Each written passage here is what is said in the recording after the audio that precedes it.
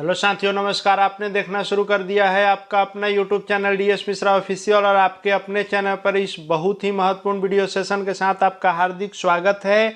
और इस वीडियो में मैं बात करने वाला हूं कि विशिष्ट शिक्षकों के वेतन फिक्सेशन के साथ अक्टूबर महीने का वेतन संरक्षण वाला, यानी सभी नए दर से जो आपका वेतन होना चाहिए उस भुगतान के लिए जो पत्र निकला, यानी जो एसओपी जारी किया गया और जिसमें कहा गया कि विशिष्ट शिक्षकों के वेतन संरक्षण का लाभ देते हुए और उनका जो मूल वेतन है पे प्रोटेक्शन के साथ उसको निर्धारित किया जाएगा और उसके अनुरूप अक्टूबर 2025 का वेतन भुगतान किया जाएगा।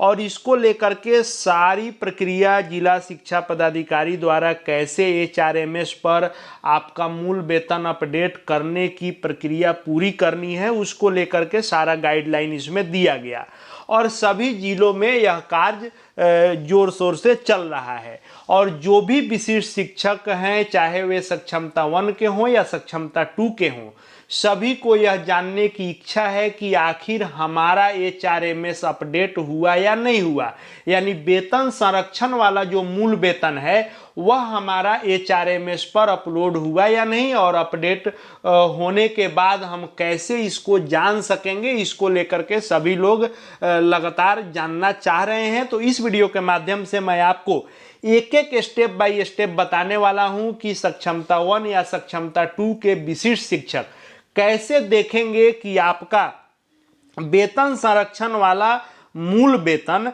एचआरएमएस पोर्टल पर अपडेट हुआ है या नहीं, उसकी देखने की पूरी प्रक्रिया स्टेप बाय स्टेप बताने वाला हूं। तो वीडियो आपके लिए बहुत ही खास होगा, अंत तक मेरे साथ बने रहेंगे। और यदि चैनल से अब तक नहीं जुड़े होंगे तो चैनल को सब्सक्राइब करके बेल आइकन को प्रेस कर लेंगे, ताकि आगे भी शिक्षा जगत एवं शिक्षकों से संबंधित हर महत्वपूर्ण जानकारी आप तक पहुंचती रहेगी।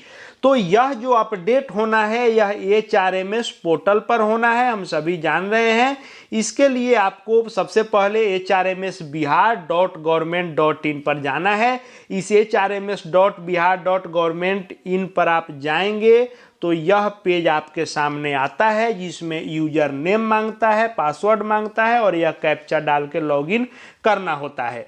तो आपका विशिष्ट शिक्षक के रूप में एचआरएमएस का आईडी प्राप्त हुआ होगा, उस आईडी को इसमें डालेंगे और यदि आपने पासवर्ड बनाया होगा तो इसमें डालकर कैप्चा डालकर लॉगिन करेंगे। यदि पासवर्ड भूल गए हैं तो आप यहां पर यूजर नेम डाल के और इस ओटीपी के माध्यम से भी लॉगिन कर सकते हैं। यदि आपके पास दोनों नहीं है, दोनों भूल गए हैं, तो यहाँ पर फॉरगेट यूजर नेम करके और जिस नंबर से आपका एचआरएमएस हुआ होगा वह मोबाइल नंबर डाल के आप लॉगिन कर सकते हैं। तो किसी भी अनुसार आपको पहले लॉगिन कर लेना है एचआरएमएस के पोर्टल पर। जब एचआरएमएस के पोर्टल पर आप लॉगिन करेंगे तो यह पेज आपके सामने खुलता है, जिसमें आपका कई सारा ऑप्शन दिखाई देता है। इसमें आप नीचे आएंगे तो एक ऑप्शन दिखेगा सर्विस बुक। इस सर्विस बुक वाले ऑप्शन पर क्लिक करके आपको सर्विस बुक में जाना है। सर्विस बुक में ही सारा आपका सेवा का इतिहास दर्ज होता है और वहीं पर अपडेट होता है। तो आप सर्विस बुक वाले पर क्लिक करेंगे। जैसे ही आप सर्विस बुक वाले पर क्लिक करेंगे ऐसा इंटरफेस आपके सामने दिखेगा, जिसमें आपका सारा डिटेल यहाँ शो करेगा।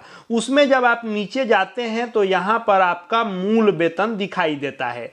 तो यहाँ पर यदि आप 1 to 5 के हैं तो अभी तक 25,000 शो करता था, 6 to 8 के हैं तो 28,000 शो करता था, 9-10 के हैं तो आपका 31,000 शो करता था, और यदि +2 के थे तो 32,000 शो करता था। तो यदि अभी भी आपका यहाँ पर 25,000 या फिर 28,000 या 31,000 या 32,000, यानी जिस संवर्ग के आप हैं, यदि इंडेक्स 1 ही दिखा रहा है, 25,000, 28,000, 31,000, 32,000 ही आपका यहाँ पर शो कर रहा है बेसिक पे, तो इसका अर्थ हुआ कि अभी आपका अपडेट नहीं हुआ है। आपको अभी प्रतीक्षा करनी होगी, जब आपका नंबर आएगा यह अपडेट होगा।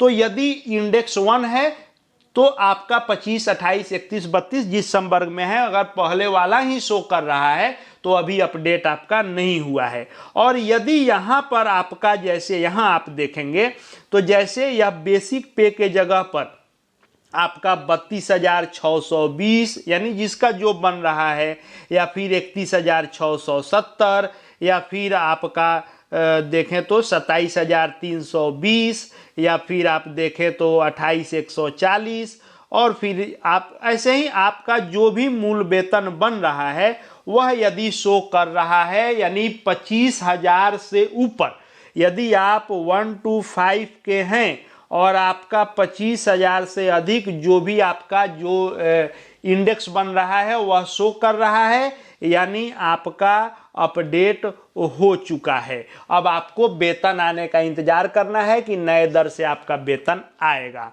वैसे ही आप 6 to 8 के हैं तो आपका 28,000 से ऊपर शो कर रहा है, या यदि कोई वैसे होंगे जिनका 28,000 से कम था या 25,000 से कम था तो उनका 25,000 28,000 ही रहेगा। तो देखना है कि अपडेट हुआ है या नहीं।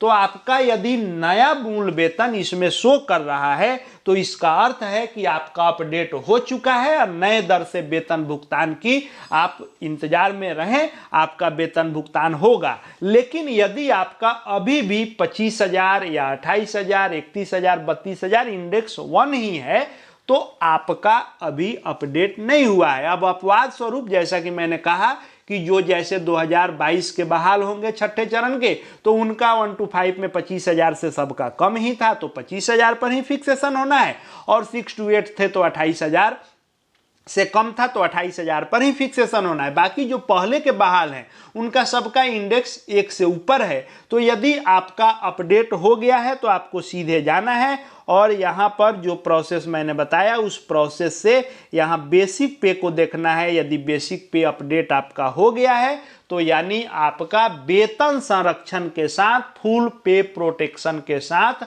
आपका मूल वेतन दर्ज हो गया है। अब आपका वेतन नए अनुसार जो आपको मिलना चाहिए वह मिलेगा। तो यही प्रक्रिया आपको अपनानी है। HRMS पोर्टल पर जाएं, लॉगिन करें, आपका जो यूजर आईडी पासवर्ड है उससे लॉगिन करने के बाद आप सर्विस बुक में जाएं और सर्विस बुक में जाकर के यहाँ आप अपना बेसिक पे देखें कि अपडेट हुआ है या नहीं हुआ है। इस प्रोसेस के अनुसार सक्षमता 1 या सक्षमता 2 के विशिष्ट शिक्षक साथी अपना देख सकते हैं कि आपका हुआ है या नहीं हुआ है। हो गया है तो अच्छी बात है, वेतन का इंतजार करें। यदि नहीं हुआ है तो इसके अपडेट होने का इंतजार करें, क्योंकि आपके द्वारा यह होना नहीं है, यह विभाग के द्वारा होना है। विभाग जितनी जल्दबाजी करेगा आपका काम उतना जल्दी होगा। आगे शिक्षा जगत एवं शिक्षकों से संबंधित हर महत्वपूर्ण अपडेट देखते जानते रहने के लिए चैनल से जुड़ जाएं।